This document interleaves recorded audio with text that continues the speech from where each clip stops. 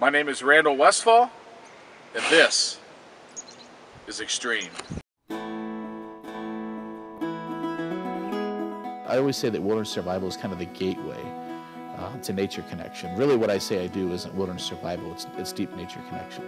You know, you start with the wilderness skills where you feel like maybe you're trying to master something, but you really learn it's about being in harmony with nature. You're not fighting anything.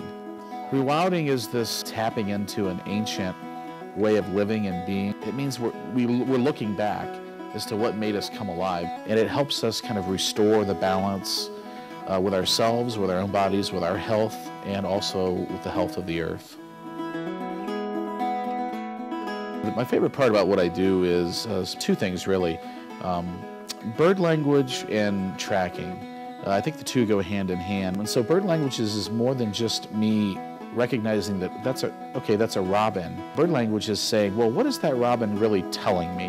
When you start learning the differences between songs and calls and alarms, you can really catch what's happening in the forest. Then you get the chance to interpret and go, well, I think there was a coyote moving over there, so let's go tracking now. Let's go see if we can find some tracks.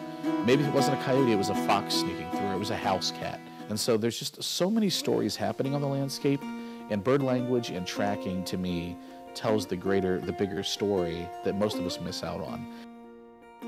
People are treating nature kind of like a museum now. Look but don't touch.